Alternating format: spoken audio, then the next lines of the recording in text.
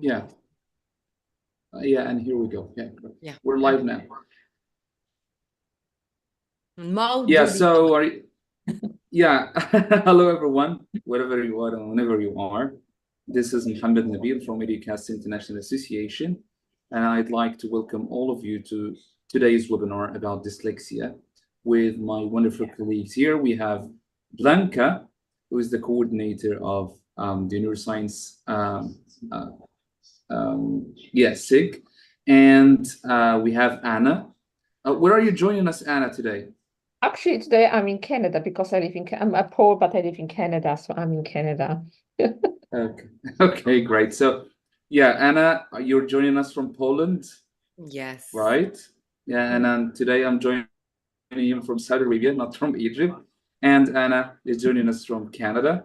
And yeah, let me ask the people here where you are joining us from. Where are you joining us from, guys? Could you please drop something in the chat box? Yeah. So, Blanca, can you please tell the people here about what today's webinar is going to be about in brief before we start? Yeah. I will begin with sharing my screen with you. ASMO just started, at least we are connecting 3 continents, so North America, Europe, and Africa. And we don't know where this journey... I'm in Asia. I'm in Asia right now. Oh, yes, actually, yeah, I just coded Egypt. So you are so true. That being said, more continents, that's good. That's the mission of Educast and all educators on the board, just to spread education and the vibe. Briefly, welcome everyone, no matter if you have morning vibe, afternoon vibe, or maybe just evening routine, it's good that you are with us. This is like the first live webinar of a special interest group that I decided to call and name neuro/science in education. Why we do have this hyphen, as not only are we going to consider science in education and how it can help us, but also neuropsychology, neurobiology, and cognitive neuroscience. We do know that science continually advances, and we extended our backyards of curiosity even more, at least all educators. I think that's the must. From my self-confessed science geek perspective, it's the best thing since sliced bread. I think we should just use as much as we can. Over the past 30 years, brain research has undergone so many advancements and significant advancements, additionally transformations, that I just thought that why not create one and the only, as far as I know, this is the only special interest group that is specifically related with neuroscience, all scientific research that all in all, hopefully will help us to expand our educational profession. Briefly, what you can expect from this special interest group: we are going to cover cognitive neuroscience. We will think about educational psychology. Despite the fact that neuroscience basics are vast territory, we will try to help you to understand how memory works, how you can use specific techniques like retrieval practice, active recall on your daily practices. Numerous categories that we are going to investigate, not only during webinars, short workshops and sessions, but also interviews and Q&A sessions. By the way, Q&A session will be a part of our today's webinar. Additionally, we also try, and that was my main idea, to use all of these puzzles to you as teachers and educators, parents, children, everyone, simply deliver ready-to-use tips, techniques, and subtle changes that can help you to take care of your well-being, take care of your brain health, and support your learners and yourself even more. That's briefly in terms of special interest group. And today we are going to dive into dyslexia, what, how, and why. As Mo just mentioned, today is with us straight from Canada, Anna Karwowska. She's a wonderful teacher and teacher trainer, English philologist. She's the owner of Polka languages, preferably not the only language. English is her main love. She's also a researcher of dyslexia in bilingual and ESL students, and her niche and her true love is neurodiversity and EFL. Once Anna is going to take the stage, because at the beginning the stage is hers, I'm going, in the meantime, I'm going to send you lots of social media links to her profiles, to her courses. If you struggle with dyslexia or you know someone that this webinar might be very helpful, don't hesitate and contact Anna straight after webinar or at Q&A session, because this is something that we prepared for all of us, all of you after the main part. That being said, Anna, it's lovely to have you and open our special interest group by this, I think, sometimes underestimated area, which dyslexia is. Yeah, it is underestimated, which is really sad because we've been talking about dyslexia for the last 40 years. And I'd say as a teacher and a parent and a researcher, I'd be very wary of buying solutions that are not evidence-based. However, I'm not gonna mention any names because I don't want to have lawsuit on my back. However, I would say there is a lot of snake oil, meaning even though we believe in something, if it doesn't work, it doesn't work. So you can't say that apples cure cancer. That is the same in education. You have to have data, you have to have the proof. If you don't have the proof, you have the opinion, but you can't sell it as an educational remedy. Exactly. And I get the impression that very often, specifically in this whole neuromarketing part of the world, which entered, tremendously entered into ELT and in general into linguistics. Many people and many parents, as you mentioned, educators, simply they feel lost. Yes, they do feel lost because, like before, I will start my presentation in a second. The main point is that, you know, it's catchy. It's oh, neuroscience, oh, the brain. And it's easy to sell solutions that do not work. I can say like Davis method or Dorman method, there's no scientific background or evidence that it works. So I would just tread carefully in that area. And if anyone wants to, there's tons of resources. You can sift through the data. And generally, I would say one thing: if someone sells you a solution, whether it's education or even if you're going to the doctor will tell you, okay, this will work because no. You see, we did this, and there is a research, and we did the study. Here you go. Yeah. And usually in education, what I notice is sometimes the paragons of education, they create one study. Exactly. That they fund it. Let's say I grow peaches and I say, oh, you know what? Peaches cure glaucoma. So then I create my own study and then I sell it, but it's not science. Yeah. So I would say just be very inquisitive and look, who did it? Why they did it? Who created it? Who paid for it? Yeah. And am I somehow related to the background that is simply covered in this specific research? And is it the protocol that might help me because this is the group that I might be possibly fall into? I think that's something important. Yes. So I would start with like, this is like the easiest path just to discern what works, what doesn't work. Mm-hmm. And I have a short presentation for you. I will not bore you really. I'll just try to make myself pretty quick. So today we'll be talking about dyslexia. And as we know, dyslexia is neurobiological in origin. It doesn't have anything to do with your eyesight. I have to repeat it because there are some methods that claim that they can cure dyslexia or that it's because of the visual process. It's not. It's brain-based, period. And I will go back to it, but just to start with, you were not born to read or write.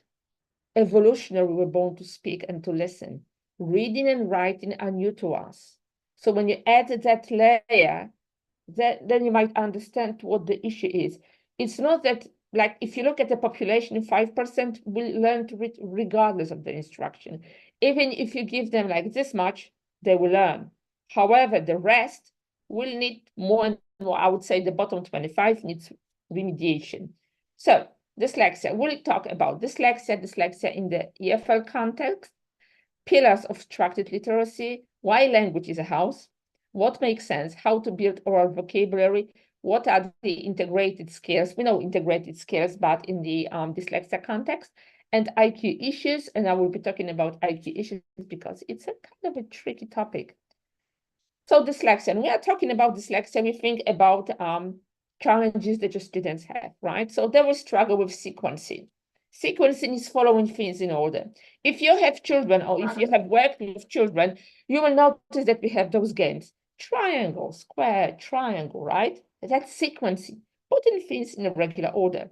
If you have a student with dyslexia in the EFL classroom or you teach English, you will notice that, for example, your student will get lost if you ask them, do this, this, this, and this, and they will not be able to process, and they will like, I don't know.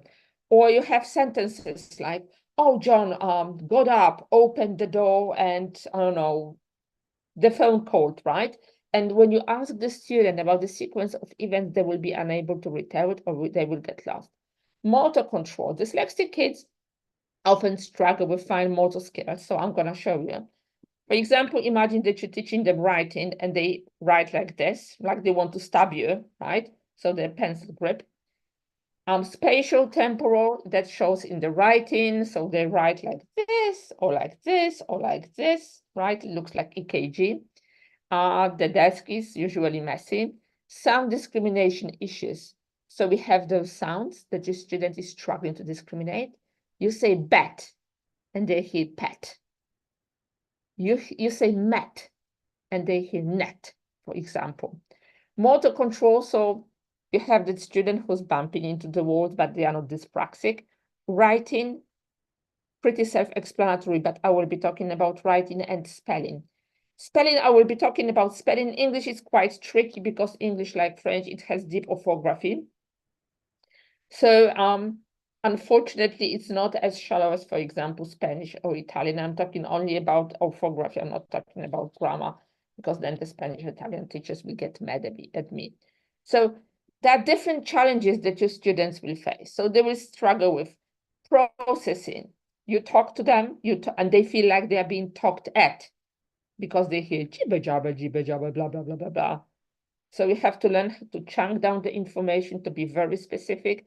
Try not to use very metaphorical language that I will be using today, but your teachers.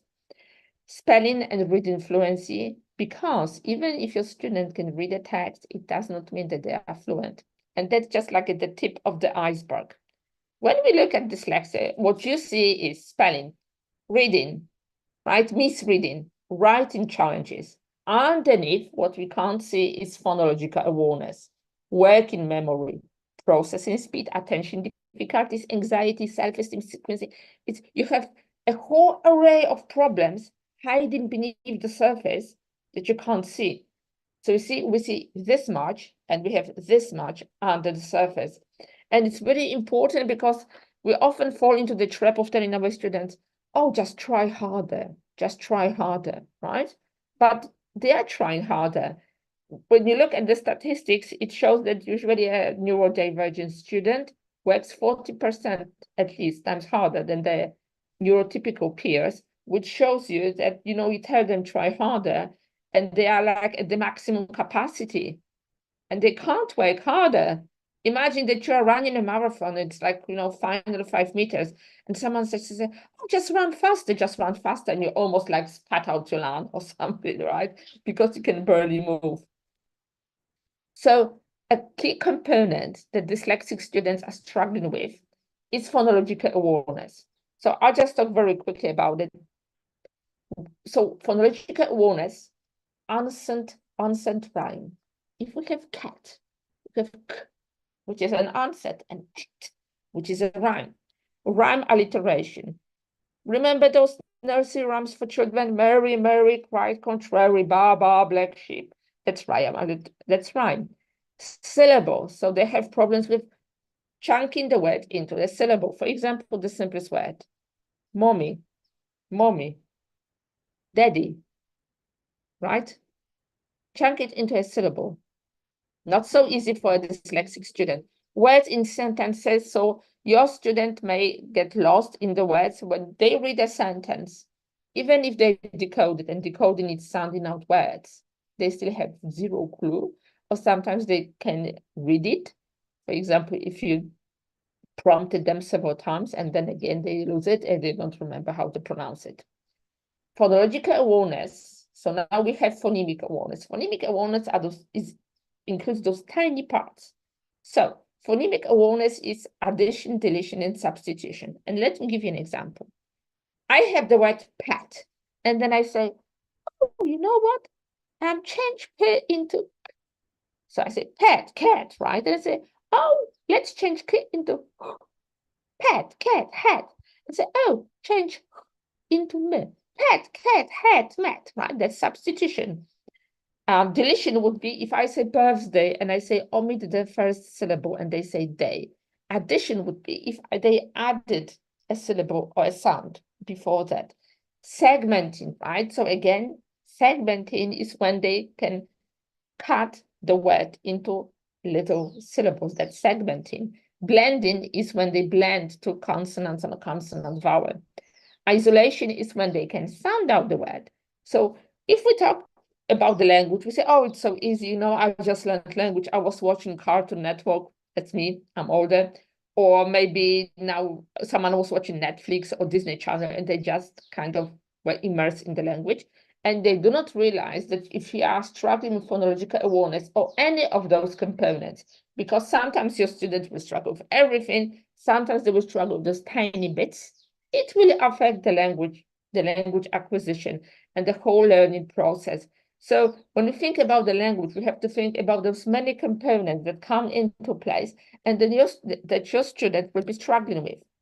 So dyslexia in the FL, and I'll just make it smaller.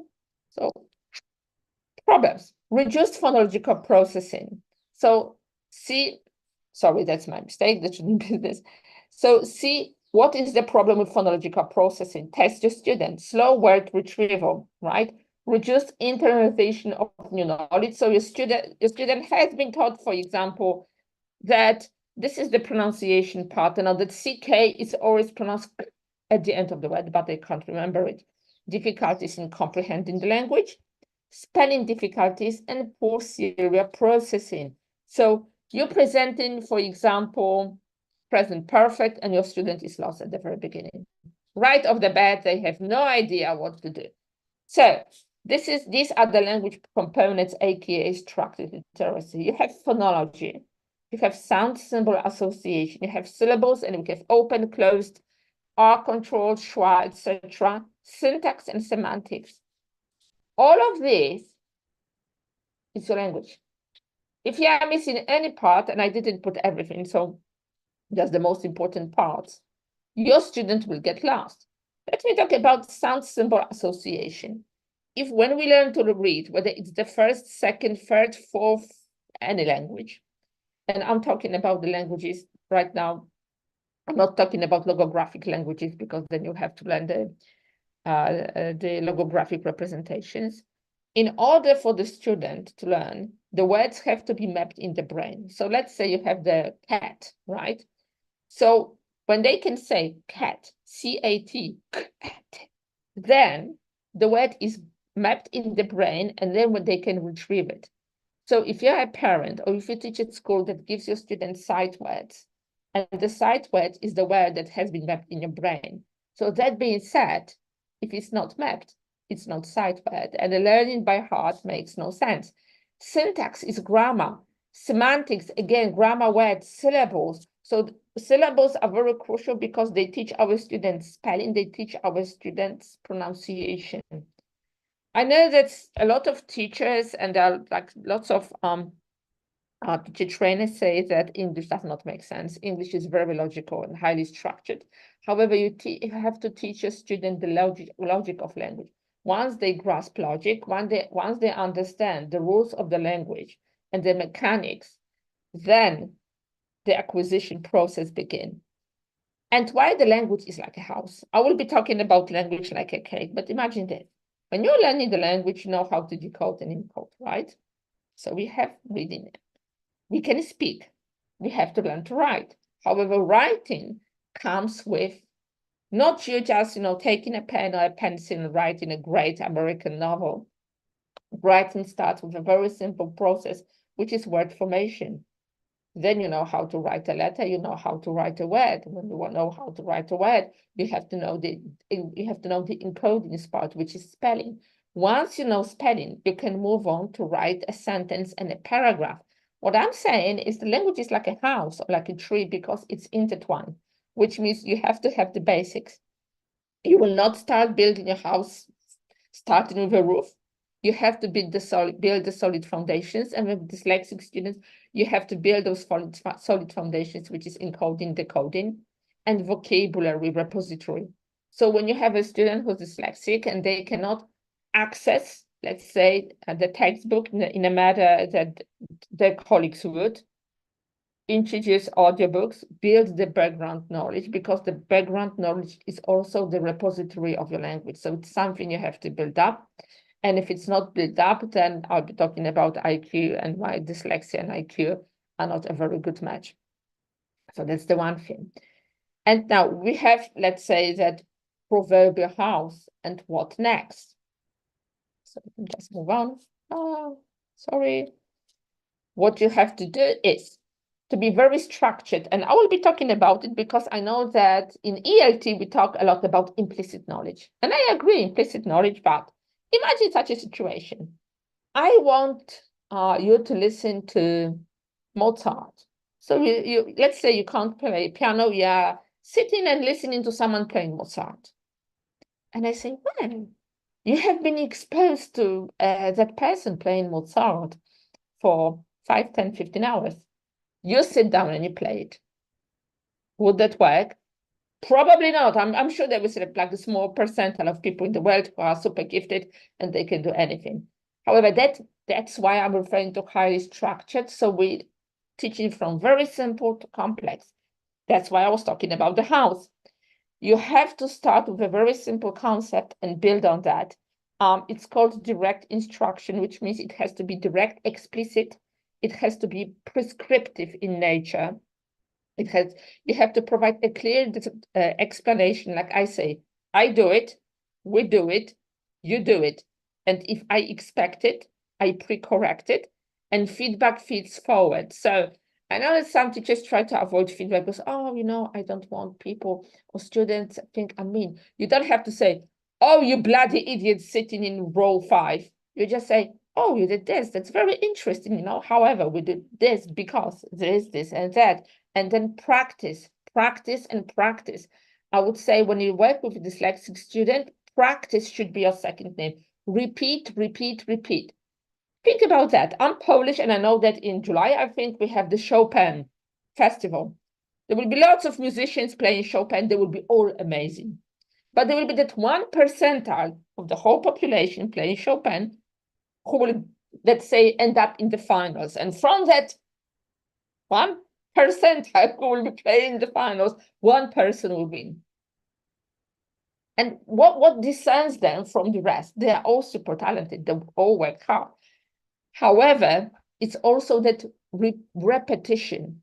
You have to drill it and you have to repeat it. And you can do it in a fun way. You can do lots of games and plays. You don't have to make your students sit in the desk for 10 hours and just be glued to the desk. However, you have to repeat it. And that's why drills, frameworks, and models, the steps have to be cumulative, frequent repetition, ample practice. And I would say this, Kirchner said that motivation builds on success. That being said, if you want a student to be successful, you have to teach them so that in that first cumulative step, a tiny step for humankind, but probably big step for them, they have to be successful. You have to, I would say, you have to prepare or structure your lesson in such a way that you give them a flicker of success. They have to have that feeling that they know something, and then you will build on that. Because if I blindfold you and tell you, I don't know, to repair an engine, and you are blindfolded and you have like no idea, your motivation will be very elusive and you won't do it. Simple as that. So as Ray said, child acquires automaticity for the process of overlearning.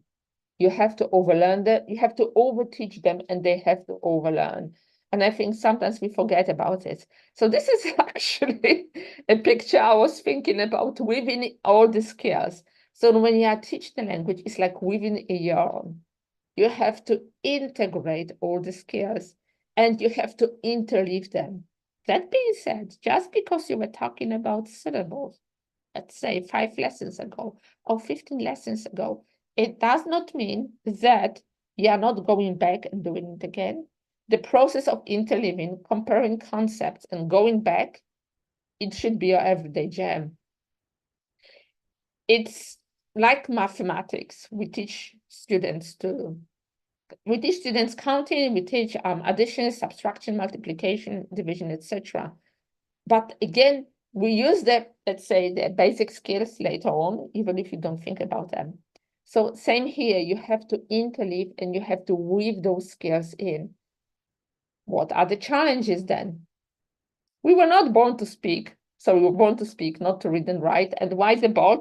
Steven Pinker said that teaching a dyslexic student to read is like bolting a screw in the brain.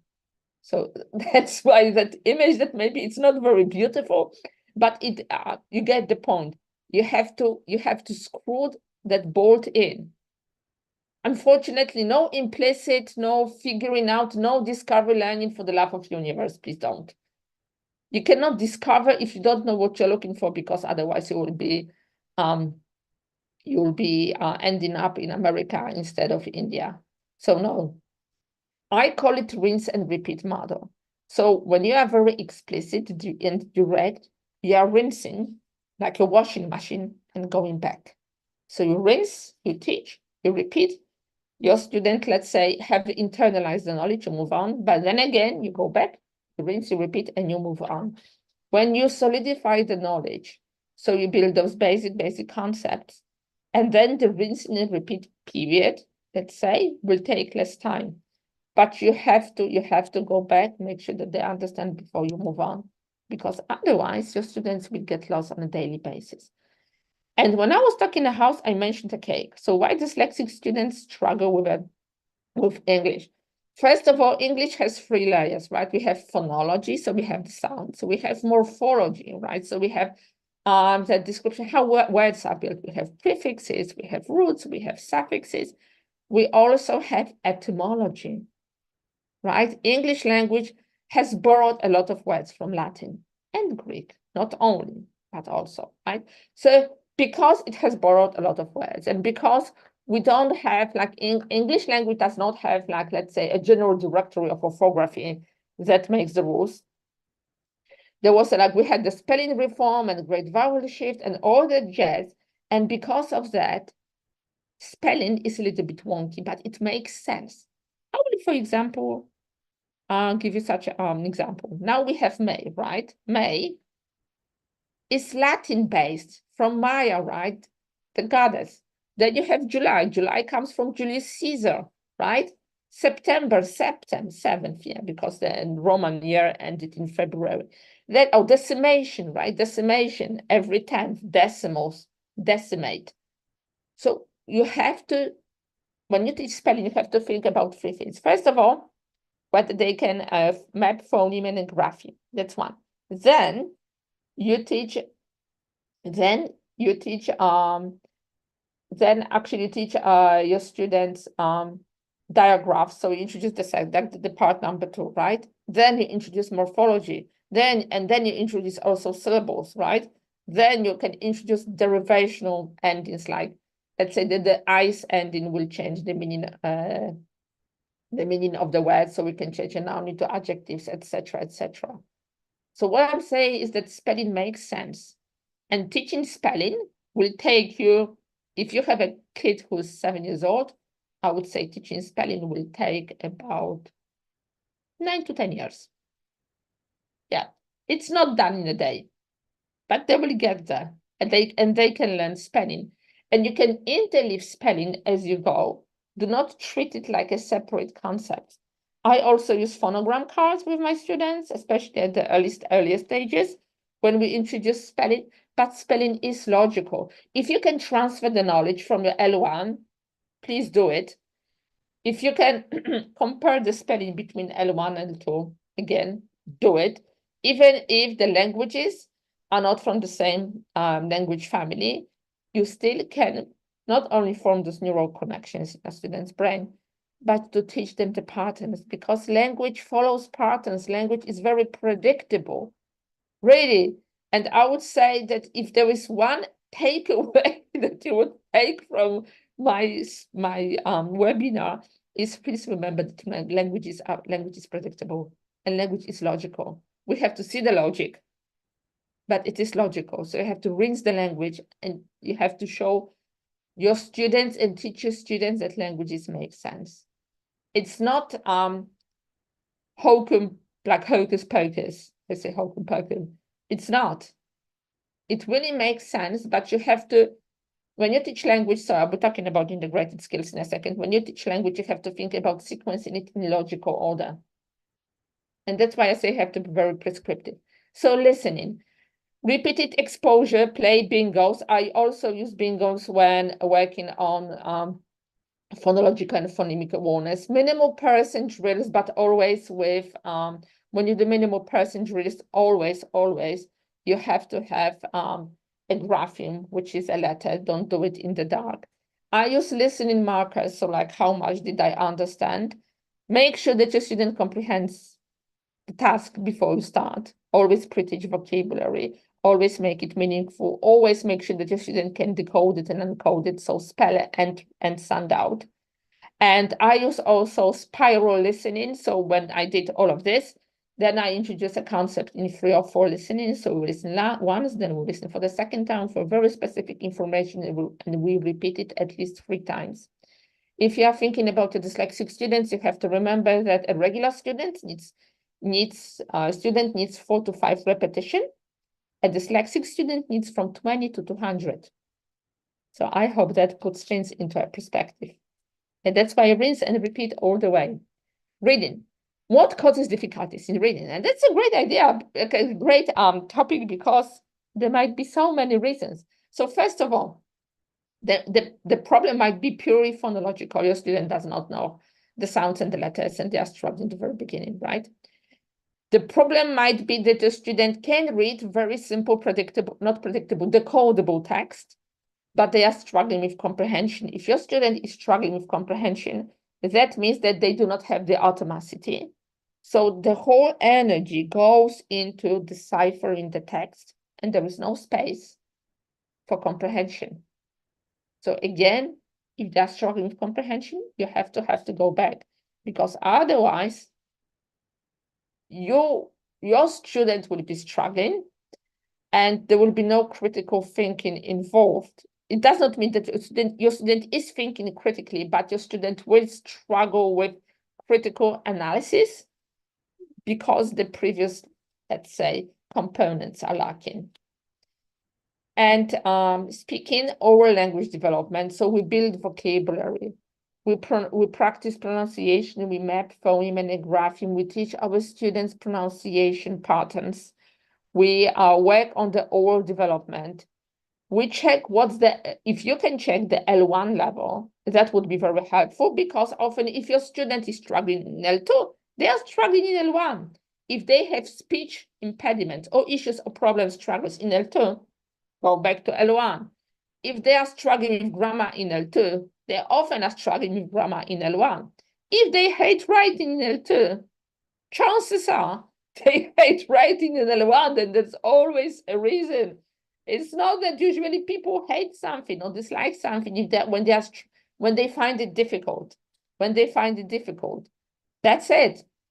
With writing again is a more complex process. I always ask teachers to ask the student to write something on a piece of paper, not on a computer, on a piece of paper, not only because it's more meaningful, but also because you will look at their writing, whether they can form letters. And most importantly, writing is like a blood work. So if your student is making mistakes, they will show up in the writing. So you will see, is it phonetic mistake? For example, they write the word truck, and instead of TR, they write CH. Or they wrote a sentence, she dropped the eggs, and they dropped, instead of ED, they write T. Or eggs, right? Instead of S, they write Z, right? So then you will see whether it's sound discrimination, voiceless. They might be making grammar mistakes. They might be making morphological mistakes, and so on and so forth. So writing provides a fantastic resource for you as a teacher to see what the problem is, because lots of problems are showing up in the writing if your student can write. And with teaching writing, again, we start with the very basics. So we start with the fundamentals. So whether your student can hold a pen, if they can write, okay, they can write. What about the spelling? Because if they are struggling with spelling, they will be struggling with writing. Then sentence. Are your students writing run-on sentences? Do they know what a subject is, verb or object?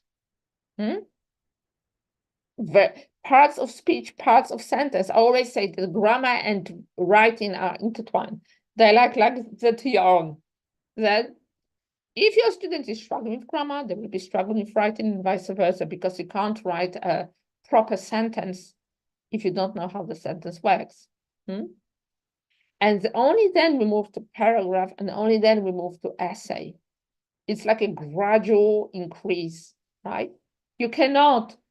And one more thing, my favorite, let's say we had a long weekend and we see our students on Monday or Tuesday, and we say, okay, what did you do?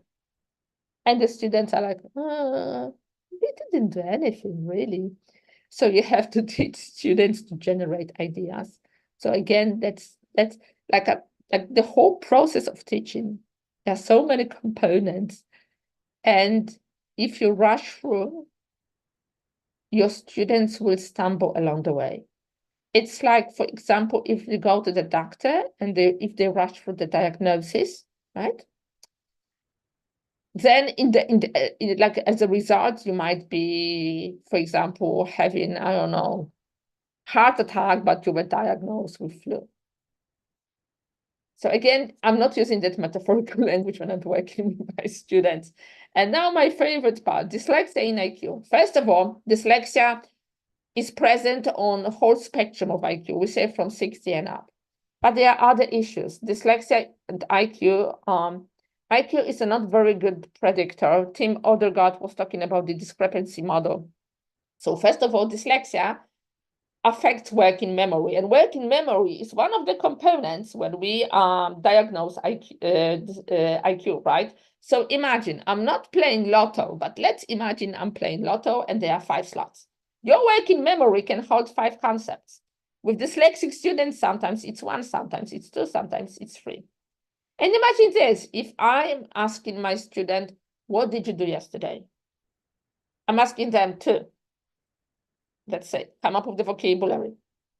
I'm asking them to use their answer me using past simple. So I'm like, when I ask them to use a proper tense, I'm asking them to not only rely on the background knowledge that they might not have, right? I'm also asking them to retrieve all the, let's say, memories or important parts. What had happened? We don't know. Then I'm also asking them, well, pronunciation, right? How do you pronounce it? Right? How can I phrase myself correctly? And then for the 5th time, I'm also asking my students to pull it up, like one nice sandwich or, I don't know, a fruit salad into one coherent answer. Working memory is very fragile.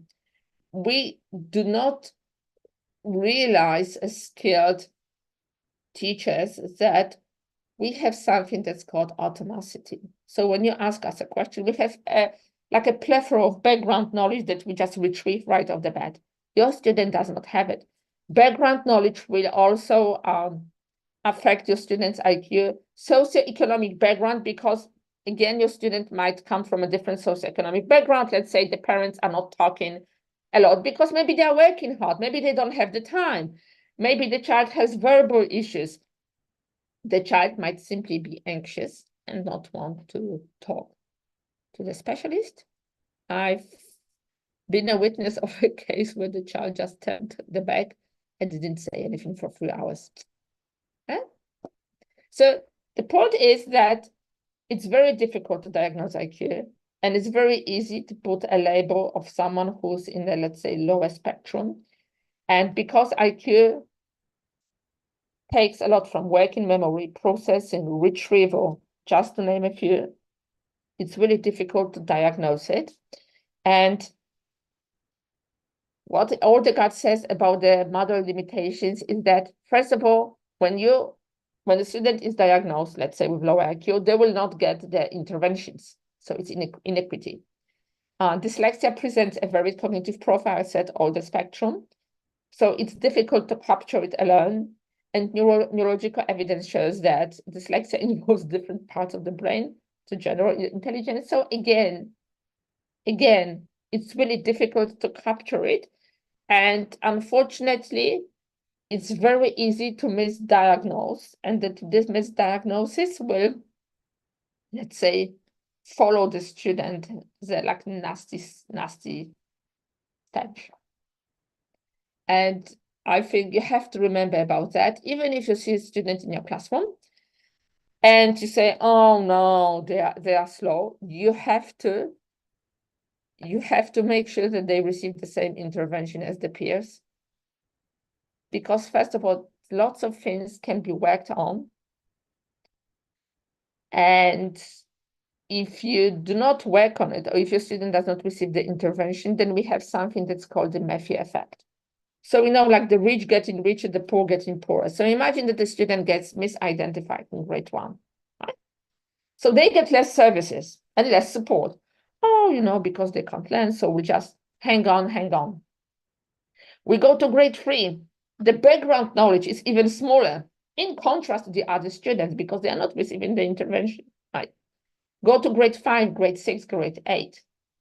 And you can remediate an adult, because I've worked with adults who are illiterate and they learned to read, write, and actually they're very good at it.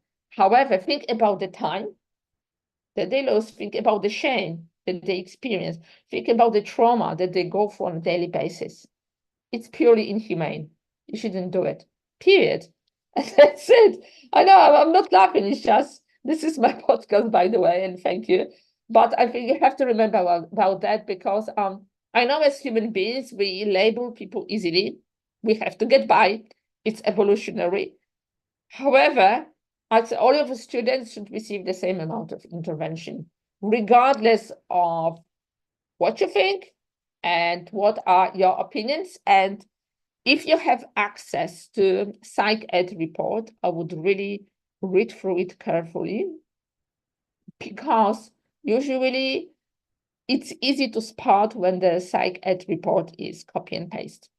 And it should ring a bell. It's like a general red flag, regardless what kind of psych ed report it is. And that's all for me. Thank you so much. So I just stop sharing. I don't want to leave. Thank you so much. We are not stopping here. Wow, that was a lot, I would say. As you mentioned, lots of ideas to process. And everyone, feel free to put any questions you have on the chat box. I personally came to this webinar with certain questions that I have. I guess that a few of them might cover what you've just said. Let's try to dissect some of them. And apologies if I'm going to ask about something that you've just established, though I would say if we decide to repeat and emphasize, Absolutely. elaborate on certain elements, no harm will be done. As from my personal experience and professional as well, this is extremely misunderestimated and misunderstood area, dyslexia. Oh yes, I'm I'm sorry, absolutely. Actually, I just choked because I went to British Dyslexia Association webpage, and I was quite disheartened when I read that unfortunately they still keep instilling the feelings that, oh, the spelling doesn't make sense. You just have to, like, all is logical. And I know, like, let's say mathematics is logical, but if you want to study advanced mathematics, you have to have the foundations. And the Obviously. same with language. It's all logical, it all makes sense. And now I just want to reiterate one point. We are not making our students into linguistic fans. There's no point in, like, you have to be not only perspective, but, like, use your common sense. You are not teaching your students everything. You're just teaching them the stuff, the patterns that will help them transfer the knowledge and be successful, because they will use the language in everyday life. They will go to school, maybe they will go to university, they will go to college, they will immigrate. They will use the language not only for, oh, this is a reading comprehension on smoking. No, don't. Smoking is bad. Or, like, preparing for IELTS. Oh, let's talk about homelessness. But they will have to transfer those skills into the adult life. And it's so much easier when you have the foundations. And for example, you're preparing for your language exams, because it just saves you a ton of time. Exactly. At the same time, you are not petrified by entering into other spectrum areas and simply elements of functional language, like going on holidays, using your language Exactly. with your friend, basically because you acquired certain basics and you are totally aware. And when it comes to awareness, this is my first question. As you kind of depicted this problem and the situation which dyslexia is, that is a sort of puzzle, meaning not every student has to show and like point out all of the elements. Sometimes it might be one or maybe two puzzles that basically they cover this area of dyslexia.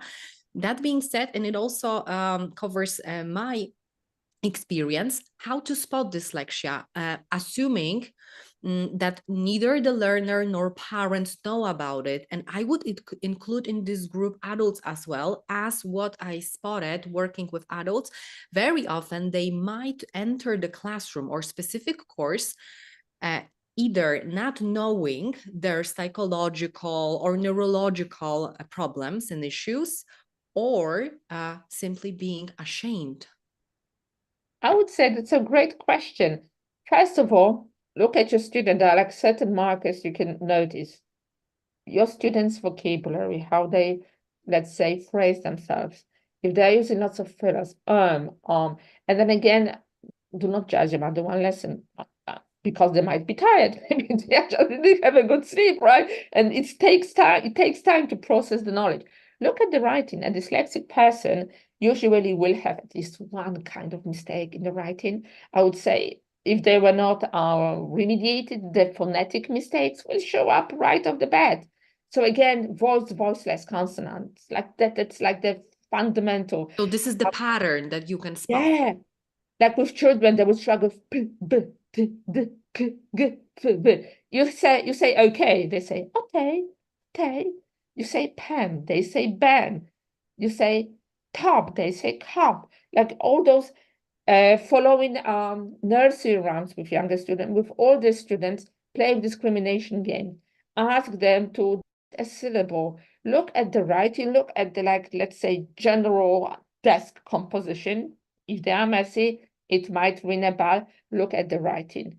Usually, a dyslexic person will lose letters, for example, in plural, or they will add the s. They will lose s. They will, for example, write y as I. And, like, that's why I say writing is great, because whether they write in L1 or L2, and they are not using a computer with a spell check. Yeah.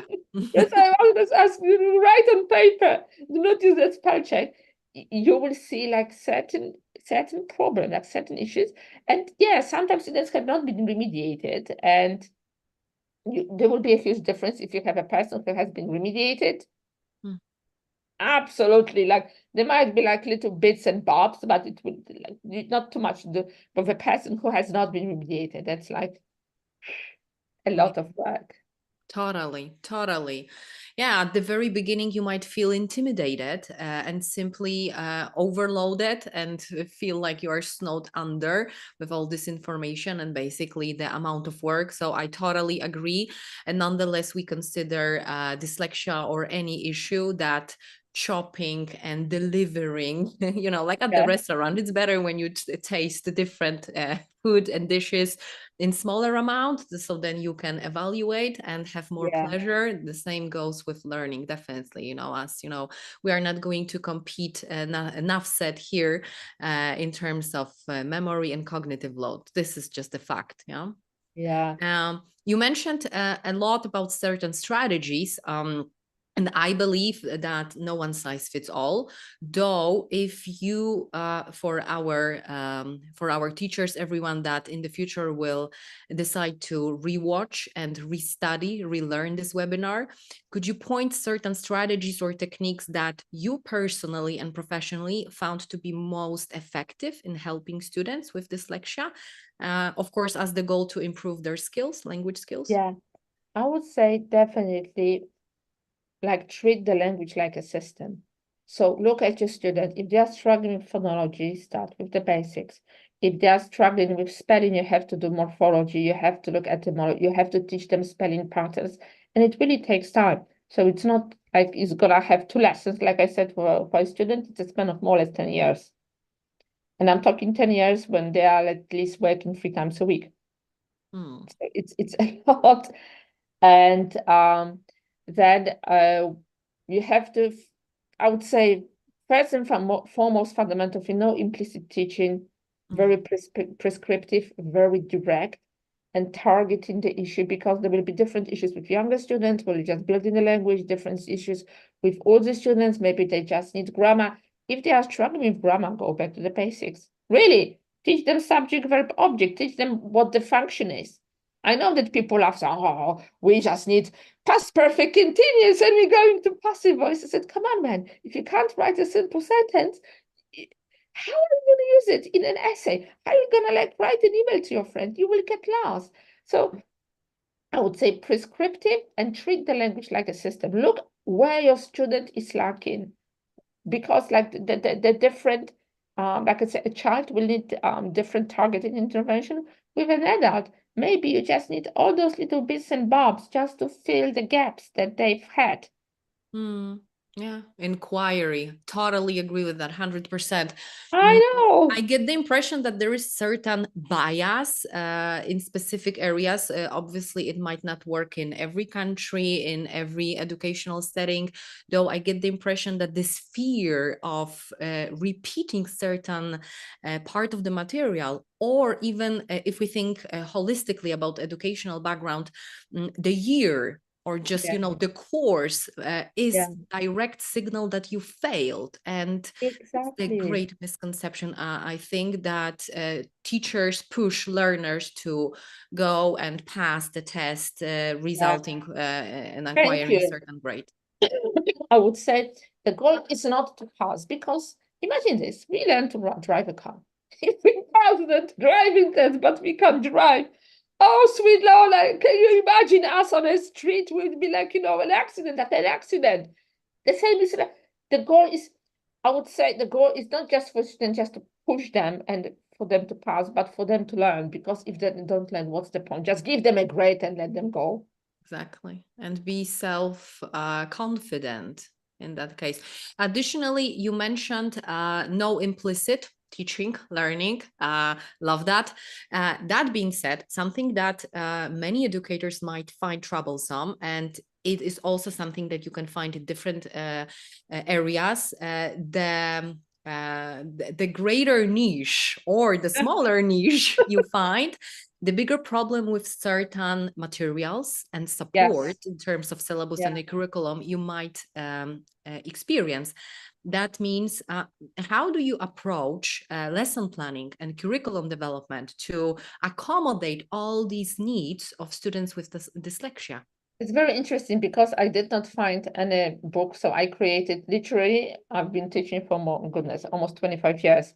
I studied as a student. I've crafted my own syllabi. I have like everything, like from the scratch. And it depends. Sometimes if I teach IELTS, I cannot just put a student on a syllabus. So then I just, let's say, go through them and look for the gaps to fill. And then I say, look, I'm not gonna make you a proficient user. If your goal is to pass the exam, you will pass the exam. But I'm not telling you that you will be at the C1 level. I'm telling you, I will fill your gaps. I will teach you spellings. I will show you how to approach a text with academic language so that you just cut corners and go through it quickly. But I'm not gonna like give you the whole experience because it's not gonna work. So it really depends. I would say the easiest group are children, because with children, you just start from the base. And I would say if you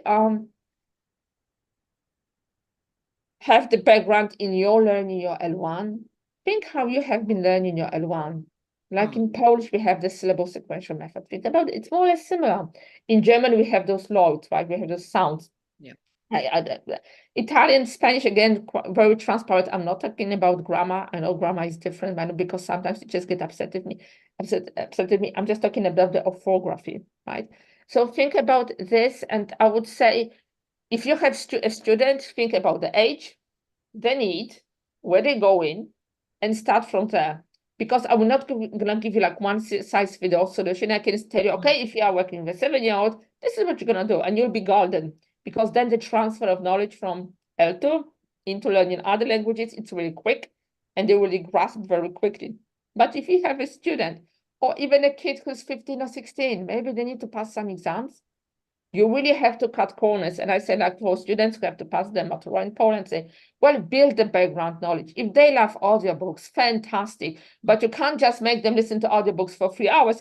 Oh, you have been listening to audiobooks for 3 hours? Oh, you have to make it very explicit. So think about the vocabulary. Do not listen to the whole audiobook, like listen to choose 10 minutes or one chapter. So again, first and foremost, I would, let's say, check, how old is my student? What is the language goal? That being said, that's like the first part.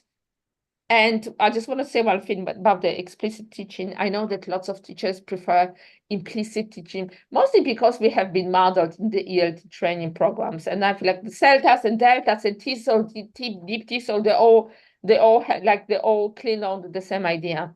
There was the largest meta-analysis done in the States in the late 60s. It was called the Project Follow Through.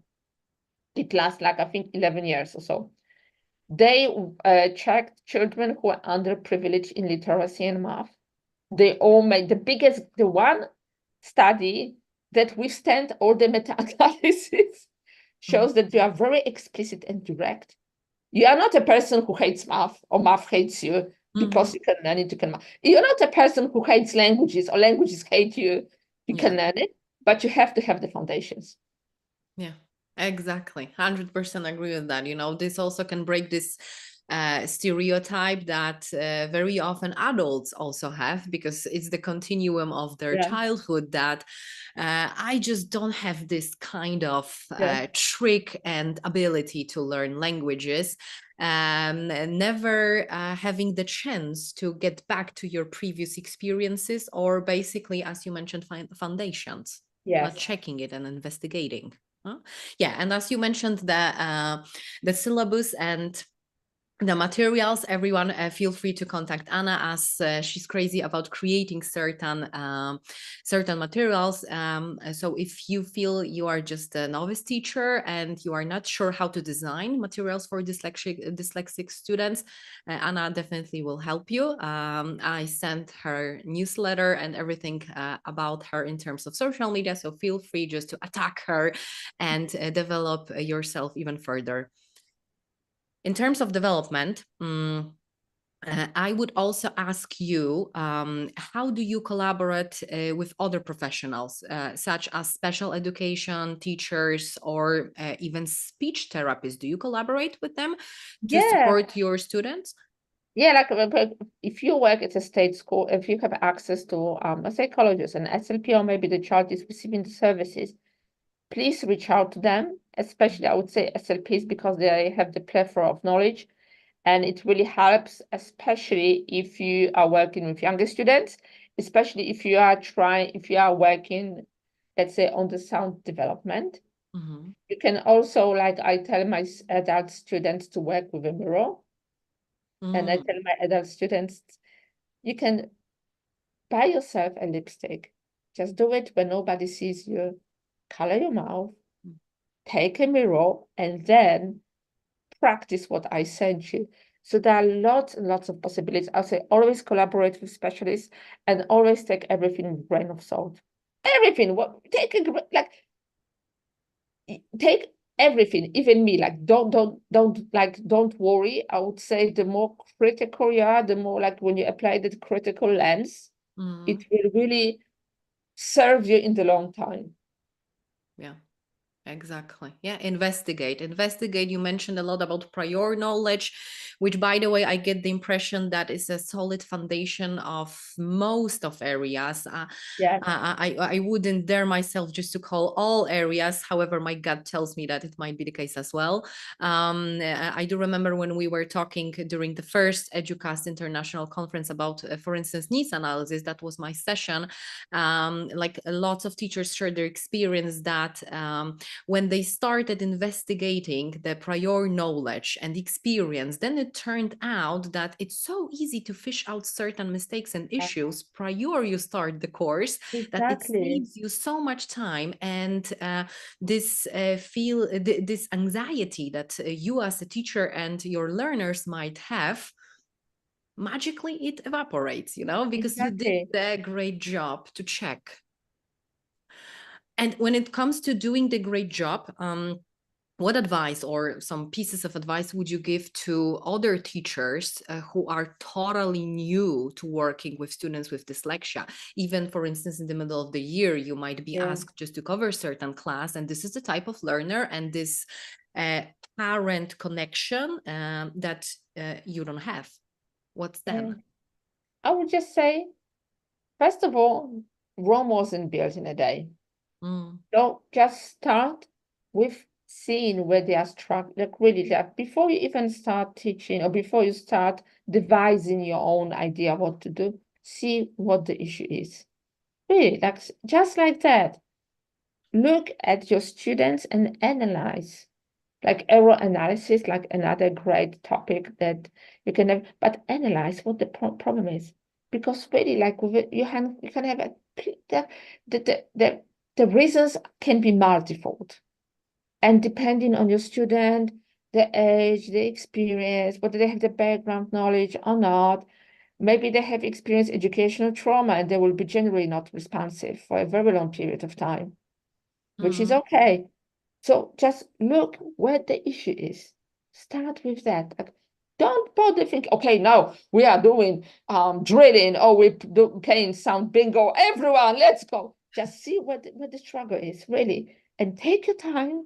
Don't try, and you will get there. But mm. first, see what the problem is. So just breathe in, out, Yeah. relax, let go of things you cannot control, and investigate. Yeah, so Yeah. that's another quote. I believe that most of educators fall into this category of being a kind of psychologist at the same time. Exactly. Yes, And exactly. investigate at the same time. Exactly. Yeah, yeah. You mentioned many things in terms of beliefs, and I just wanted to ask this question one more time to establish as any type of stereotype of prejudice is harmful. Let's wrap up again. Also for the people that join us a little bit later, what misconceptions do people, teachers, even learners often have about teaching, learning? People with dyslexia, and how we can address these misconceptions. Very great. It's a great question. First of all, teachers believe that they are learning styles, so that the student has to have a Right. certain learning style. We don't have any learning style. Still, we are fighting with learning styles concept. Then again, teachers believe that it's all visual. It's not visual. Dyslexia has nothing to do with vision, like the eyes are the gateway of the brain. It's in the brain, period. Then that students are lazy. They are not, they're really working very hard. And imagine this, like when you are giving your 100% and you are being told to give your 10%, it's really, you get defensive. You don't feel like trying. So that's like another misconception. Then they will grow out of it. Yeah. Oh, like teachers also believe that, but it's again, it's not the teacher's fault because it's like the whole system, let's say, prepared teachers for certain strategies that they were taught to use in a classroom. Oh, that we have to, my students have to discover. So I just write down the sentence and then, they just get it right. They will not. They will not, really. The whole point of discovery is like treating a student as a letter scientist. Your students are not letter scientists. And if they are struggling, the problem will be even bigger. And I'd say that the other issue would be falling for solutions that are not working. So like different methods that have been advertised because they created their own institutes. And that's the whole neuro washing and neuro marketing that comes to place where people advertise things that don't work. And the teachers do not have the time and they do not have to read the research. That's not the job. And I think it's very harmful for the teachers to expect that the teacher will be an expert in everything. However, and like very easy solutions that are being sold, like, Yeah. overnight quick success. So I think that sometimes teachers are so overworked and tired because they are juggling many balls. Like teaching a class usually means like, you're on a battlefield because you have so many different levels and needs and you have to figure them out. And parents, and Exactly, syllabus very parents. often. And then the admin is on your back. Oh no, we have to rush through the program. Oh, we have a test. Oh, we have to have the students have to have good grades. Or sometimes like we feel that student, like, no, if we tested him one more time, but then we have admin behind us, like, the God of War breathing into our ear. No, you have to push him or her because this and that. So I think like there's many multifaceted issues Mm. that it's just And at the end, the misconception. question is who's suffering more? Yeah, Everyone, sometimes more the student with dyslexia as having no solid background and being yeah, afraid or even judged by peers. yeah. That's awful because I work with adults who are really successful and the fear of shame and being stupid, even if you're a lawyer, it's awful, and it just continues and it's like it clings on to like nasty smile, even though you're an adult and are pretty successful or very successful, and then you think like, no, just I'm a little bit stupid, just nobody realizes it, I'm just hiding it perfectly. Yeah, exactly. Yeah, and let's establish the facts one more time. This correlation between dyslexia and intelligence. Of course, like we know, we have different types of intelligence. Emotional, social. We also now we are prone to think, at least in the academic background and areas, in terms of certain ability and being prone towards certain types of intelligence. However, dyslexia and intelligence, is it the pair? No. There's a great research by Tim Odegaard from University of Massachusetts, and actually it's a very funny because because of his socioeconomic background, when he was a child, he was deemed as a lower intelligence. Lower intelligence. He's a professor at university. Just at some point in his life, he was really lucky. But he did a lot of meta-analysis and research that showed that it's really very difficult to grasp dyslexia. And I think especially for multilingual students, it's really just devising a test and testing your student. And because dyslexia and IQ IQ tests what dyslexia is missing. Literally, that's the biggest problem. When you are struggling with retrieval, your IQ tests will be not so very good. And you don't have the background knowledge, you don't have the vocabulary, or you simply like, I really saw a test when a child, fortunately, the mom had like the Venetian window where she could just observe the interaction. And she saw the kid like literally just turned back. They didn't say anything for 3 hours. He was deemed non-verbal and like the very low intelligence. The touches chart was tested like 5 years later after the remediation. It was just fine, little bit above average intelligence. Like I should say, instead of testing IQ, test the deficits and work on the deficits. Because then you will get your student where they should be. Test the deficits. Yeah, exactly. Before I jumped with the last question I have, everyone, please feel totally free to post any questions that you have. Even though you repeat certain question, you just paraphrase it. Let's just establish the facts and let's make sure that we all have solid background, even though maybe the risks and I would say risks. No, maybe the possibility of working with dyslexic students, at least in some cases, might be low. Let's have the solid background because that's the ultimate mission of this special interest group, additionally to debunk lots of learning and educational myths. So feel free to add.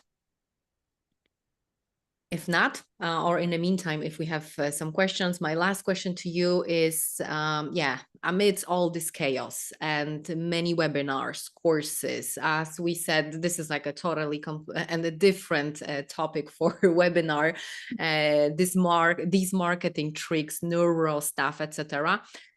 What is your professional decision, i.e., how do you stay updated on the latest research? I read research daily, and I'm not joking. I have instead of apart from the researchers that I follow and the books I read all the time, I have my notification in all the scholar groups, and every day I get like a solid chunk of knowledge into my mailbox. Really, I can't say I know everything because the more I learn, the more I think I don't know. Yeah. So that's the most ambiguous effect you have in educational background. Exactly. So I really read research daily. I have done all the programs probably that are available on the planet to have my own conclusions, because if I think that I would say there is no silver bullet or a golden solution that you can just serve someone, but I like to know how things work. And I would say mostly just read the research, be really in the loop of what is going on. Because that's why I said, like, I didn't just niche down because I made like a marketing decision. It's just, it turned out my field of work that I was working with such students, but I wouldn't be able to digest everything and anything. I just did that 24 hours in a day. Exactly. All right, I have the last one, and I think that might be the perfect to wrap up this session and the first webinar of special interest group, Neuro-Science in Education. Could you tell us, even short and sweet, some story with the student that maybe at the beginning the whole process started to be as a complete challenge, it was troublesome, as I'm asking for it, as I get the impression that lots of educators, students, and teachers and parents, when they hear dyslexia, they become terrified because of that. So let's just wrap it up with this great red ribbon as a surprise and as a great story that you can have a great success in that. So I would say there are lots of success stories. Like my first probably guinea pig group, I've had my class when I was a student and I didn't know what to do. The school doesn't exist anymore. It was in Warsaw. We had a kind of experimental vocational school when we had students who were also training to be chefs at the hotels and waiters and waitresses. And I had the group, and I had a wonderful admin who said, just do what you want. We have no idea how to teach them like that. We don't know. I didn't know much either. Because I just ended up, I remember I used my pots with sticky notes to teach them grammar, but But I literally just started teaching them like you would teach a child the language, and my all students passed FCE within a year. And it turned out that it's like there is, like I would say, we are all able. It just if we don't have the foundations, we will not like simple. Like I cannot become Nigella Lawson if I don't know how to cook because I don't have the foundations. Yeah. Bottom line, before like let's say if I ended being her, not possible probably because I don't have the stamina and energy. But if I wanted, I would have to practice a lot, and that's with my students. And another student was my Arabic student, and I was a literacy volunteer at the library. I have a wonderful lady who wanted to go back to school, but she was struggling in her first language. She couldn't read in Arabic. And it was pretty sad because she wanted to read Quran and it was so hard. And she's such a sweet woman. She had lots of background knowledge. She was watching a lot of TV, listening to lots of audiobooks. She could say a lot. And she was dyslexic. And literally, I just started like I started with my own kids with simple things. And then she said, you know what? And then I went to the mosque, to the Arabic classes, and I started reading in the other language. I said, yeah, because the transfer of knowledge from L1, whether it's L1, L2, L3, or whatever order you start, it's so quick once you have that foundation, because like the phonemic phonological awareness does not discriminate whether your background is Asian, Arabic, European, Northern American, Native American, or whoever, really. So I would say just really build those foundations. That's a great, I think we can point here the great metaphor, like you bridge the gap here that certain tools, a certain approach might also be helpful in adult learning and vice versa. Why not? You just have to be mindful and do the great job in terms of investigation and adapt certain strategies. Why not? Why not borrow? All right. Exactly. Awesome. Awesome. It was so great to have you. We reached around 90 minutes. So that was like a very intensive time. And I think that everyone, you deserve a great, great afternoon or the morning or the evening. As we established, we are connecting at least 3 continents. So your brain definitely needs right now a little bit of relax, allow it just to wander somewhere. Thank you so much, everyone, Thank you for so much. joining us. Thank you, Anna, for your great presentation, for lots of ideas and knowledge. Your knowledge is deep, and I get the impression that it's not the first time that we're going to collaborate. Absolutely. It's been a pleasure. Thank you. I'm so happy I can talk to professionals who are not like sitting in their own ELT bubble, if I may say so.